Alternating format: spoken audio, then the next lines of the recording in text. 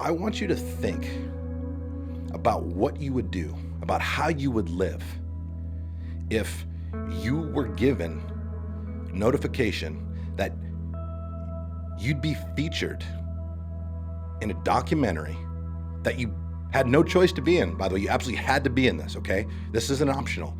That you're gonna be in a documentary that will ultimately be viewed by millions and millions of people. Now, what kind of story would you be telling through the actions that you take on a daily basis? Cameras are gonna be rolling 24/7.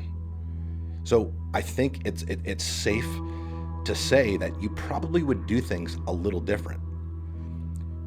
First thing in the morning, the alarm hits.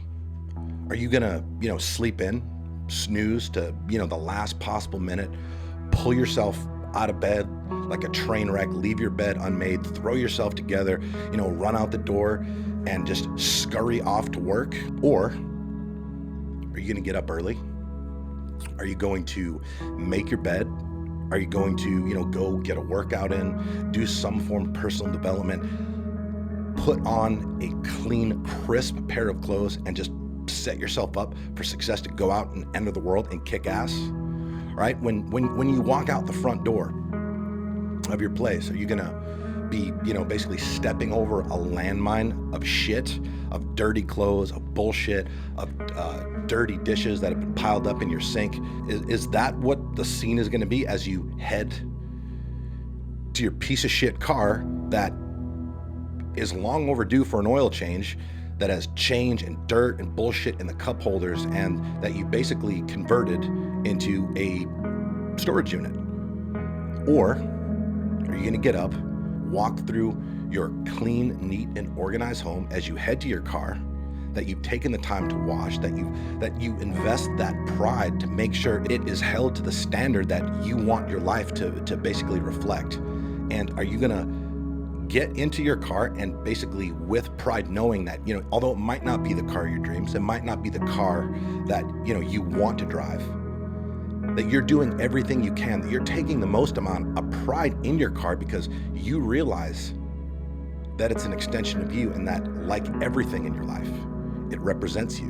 When you arrive to work, what's that gonna look like, right? Are the cameras gonna catch you, scurrying in the last possible second, a few minutes late, like trying to, duck through the corridor of the business because you don't want your boss to see that, as usual, you're arriving at the last possible minute?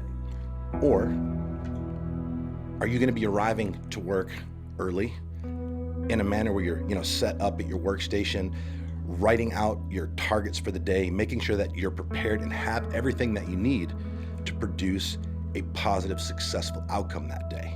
Now, before you know it, it's gonna be lunchtime. Is the camera crew gonna have to pack up and follow you to the nearest sub shop where, you're sitting there with a coworker and you guys are, ordering foot long with a, large bag of chips and a large soda that you refilled 2 or 3 times as you talk about, how much of an asshole your boss is and complain about the pay that you're given at the company, right? Acting as if you're actually held hostage and being forced to work there? Or are you gonna go to the break room, pull out your fridge of the healthy meal that you've packed in advance because you realize that your quality of life is in direct proportion to the quality of the foods that you put in your body, because you respect yourself enough to make decisions that are in your own best interest and put food in your body that is making you healthier, that is making you more energetic, that is making you more vibrant, and is making you more confident, as opposed to making you fatter, making you sicker, making you basically have no energy and fucking up your mental acuity because of the garbage that's in all the food that you are forcefully shoving in your mouth day in and day out at the nearest convenience. Now, you go back to your desk, and what's that gonna look like after lunchtime? Are you gonna be able to barely hold your head up because you're so exhausted because of the shit that you just forced down your fucking throat? Or are you gonna feel alert? Are you gonna feel focused? And are you gonna feel energized to attack the second half of the day? Before you know it, it's already 3 o'clock. At this point, cameras are rolling, right? You got multiple cameras on you. Are you going to be the person that's like looking at the clock every 5 minutes waiting for 5 o'clock to run around? Or are you not even going to be aware of the fact that it's 3 o'clock because you are so fucking focused, working exclusively on high value tasks that bring value to the company, that bring value to yourself, that essentially move the needle for your company, for your team, and for your own professional development, and will directly result in you being given better opportunity and a higher compensation? What's it going to be? Right? Because 5 o'clock is going to roll around before you know it. And at this point, right? Are you going to be documented for millions of people to see as you scurry out the door at 4:59, right? Making a beeline for your dirty ass car that runs like shit because it's 3 months overdue for an oil change and you simply don't take care of it, only to have to sit in traffic, miserable, pissed off, and fantasizing about the couch that you're so eagerly excited to drive home to and lay on. Or because once that traffic dissipates, like literally, you could probably, most people don't realize this depending on how long your commute is. This is something that just fascinates me to no end. People rush out to sit in fucking traffic when they could just simply sit at their desk, in their workspace, in their work, just doing something to better themselves, doing something to bring the company, the team, the business more value, and actually leave an hour later but get home around the same time. Think about that. All right, so now here we are. All right, the regular workday is over. Wouldn't it be embarrassing to not just have millions of people ultimately witness your evening that's full of just you laying on the couch and your stained tighty-whities, ordering pizza and scratching your balls while watching 5 hours of Netflix? Think about that.